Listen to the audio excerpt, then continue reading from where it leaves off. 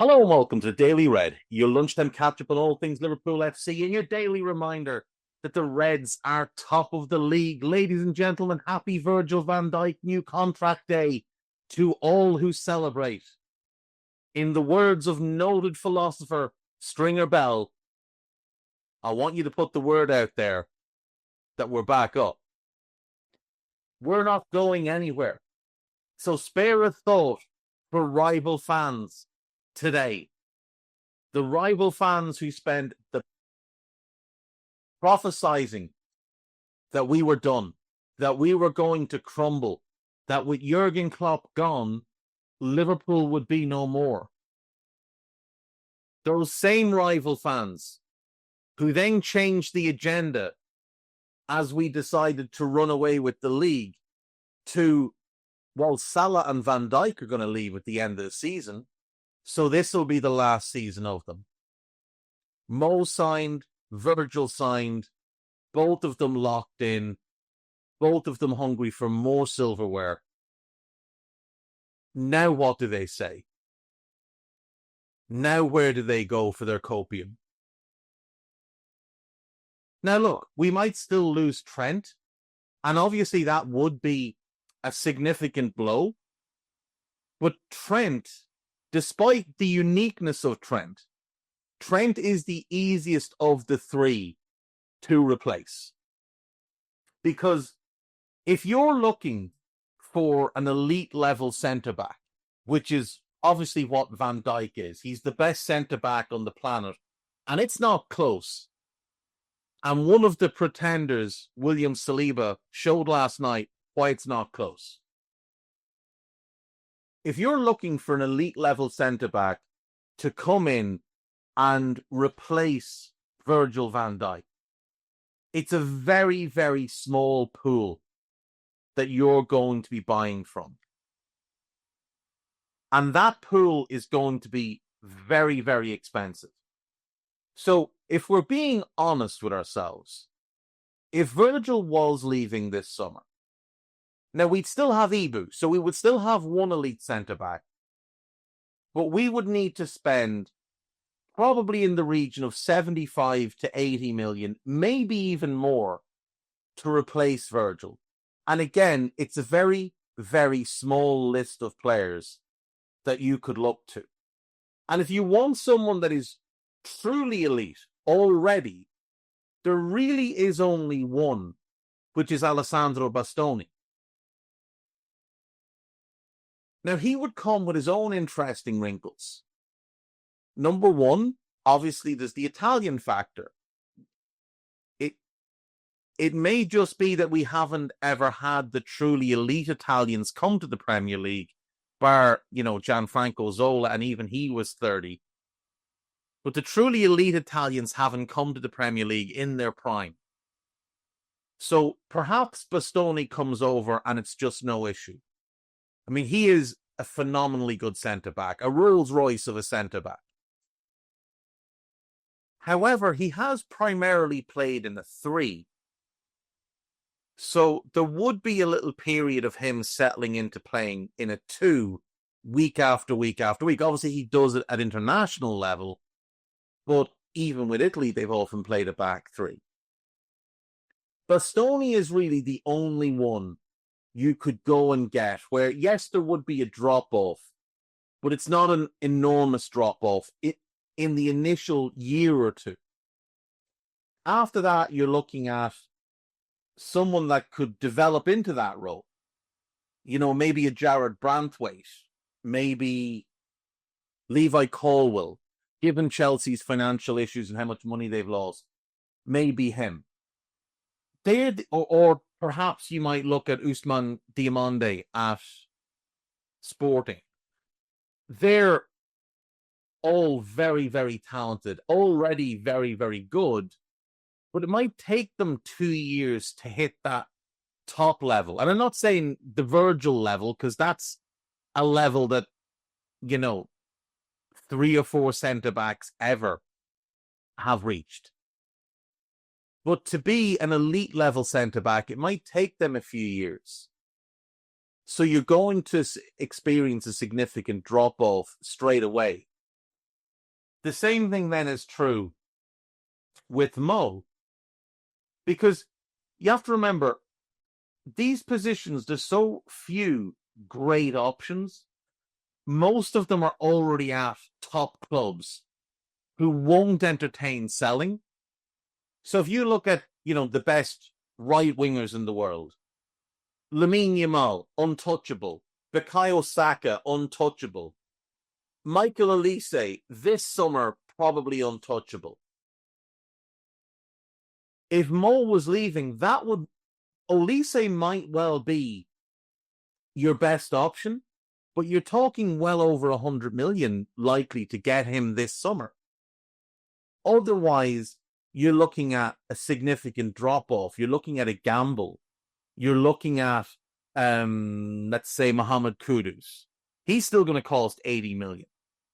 And you're gambling on, can his production kick up enormously? Brian Mbeumo, very good player. Doesn't look like he has the ceiling to become a Salah-level player. However, maybe he could be 85% of Mo. But that might take him a year or two to get to, and 85% still represents a significant drop-off. Who else would you go with? You might look at a young player like an Arda Güler, but you're talking years away from being able to produce at the kind of level we want. In terms of players that could walk in and produce straight away, Lamine Yamal, Bukayo Saka, Michael Olise, none of them put up Mo numbers, but you could see a world in which all of them could get close to it. And even if they don't match his goal numbers, if they could even go higher on the creative side of things. So let's say rather than have 20 goals and 20 assists, they might have 15 goals and 22 assists, something like that. But there's still going to be a slight drop-off, And Olise is the only one that might be gettable. And he's going to be hugely expensive. Whereas when you look at Trent, he is a great, great player. There's no doubt about that. He's one of one. But there are other excellent right backs out there, and there's quite a few of them who might not replicate what Trent does, but maybe have elite level skills elsewhere. And I've always brought up Jules Koundé. Jules Koundé is not Trent on the ball, of course. He's an awful lot better defensively. So Koundé on the ball is good, serviceable. Trent defensively is good, serviceable. Koundé is an elite defensive right back.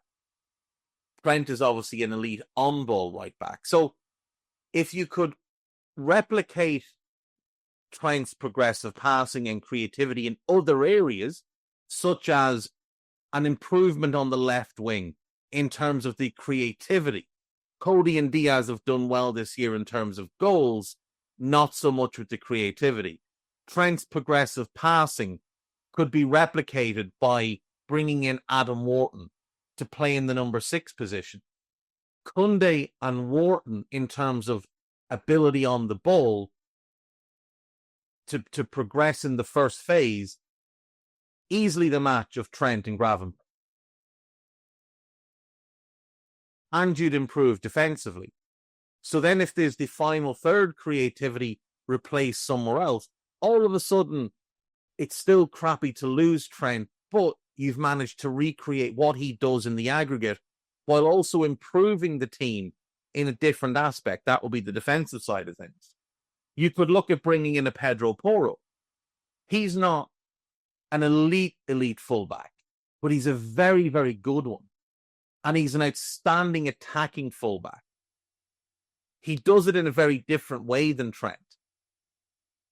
He's not the passer Trent is, obviously. But again, Adam Wharton in the 6 and his ability to overlap, to underlap, to carry the ball, to get into the box and get on the end of things with additional creativity in that left wing position, and obviously from the number 10 position as well, because one thing we do need next season is we need a kick up from Szoboszlai in terms of creativity. That needs to happen. But you could recreate Trent in the aggregate, and you don't lose anything defensively going from Trent to Porro. Both of them are good defenders when they're locked in. Both of them are flawed because they don't lock in all the time. That's the thing with both of them. Now, with Porro, I think part of it is the Spurs thing, where he's had a look around and thought, well, no one else cares, so why would I?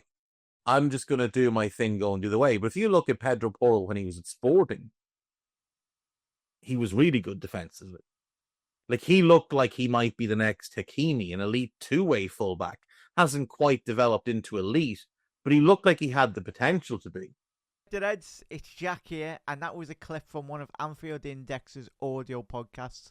If you have enjoyed the video, make sure you do like, share and subscribe to keep up to date on all things LFC. We record around 100 audio podcasts every month, with our shows featuring match-going fans, top journalists, professional analysts and even Liverpool legends along the way. With the great Dane himself, Jan Molby, joining us every single week. If you want to listen to all our podcasts for free, head over to anfieldindex.com/podcasts. Our audio shows are available wherever you get your podcasts. Just search Anfield Index. Or if you prefer to listen to all our podcasts in full and without any ads, why not head over to AI Pro today to check it out now at AnfieldIndexPro.com. If you want to get involved in the great growing community of Liverpool fans, check out the Anfield Index Discord. The link is in the description. Do get involved with that from Reds around every corner of the globe. For now, Reds, hope you enjoyed this video.